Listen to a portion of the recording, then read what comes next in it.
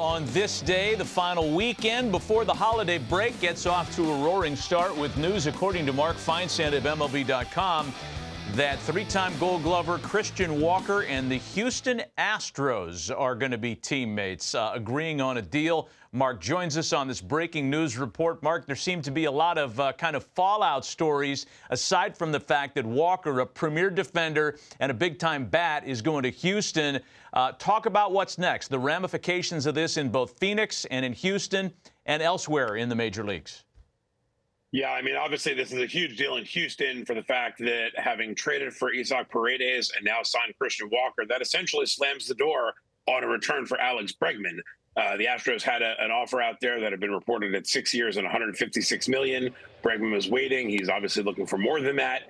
And with the Astros having tried to trade this week for Nolan Arenado, and Arenado exercising his no-trade clause to turn down a deal there, Paredes would have moved over to first if they had gotten Arenado or re-signed Bregman.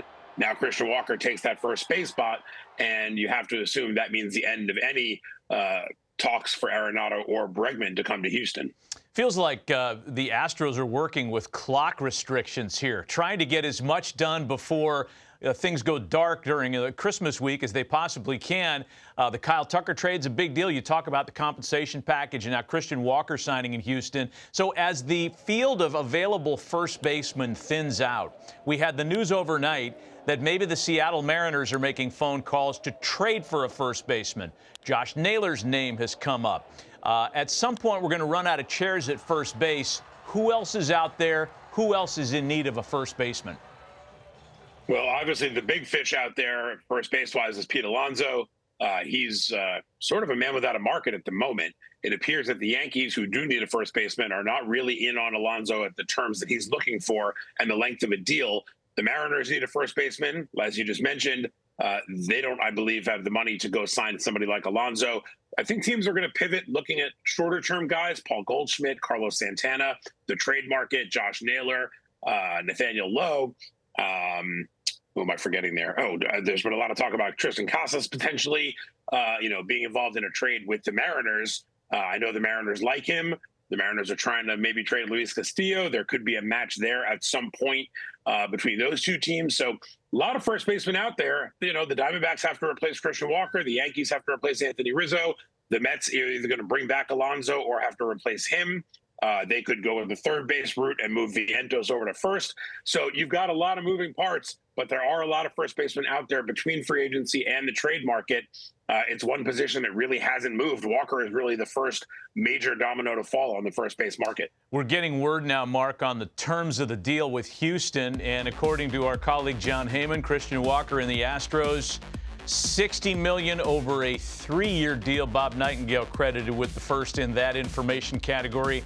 I would say that my gut shot reaction to that is intriguing as it relates to Pete Alonso. There's a vacancy now in Phoenix, and if the Diamondbacks weren't willing to go to 60 to bring back a very popular incumbent, I'm not sure what kind of appetite there might be there to bring in Pete Walker, or Pete Alonso, rather, on what we're all guessing is going to be something north of 3 for 60. What's your initial reaction to that?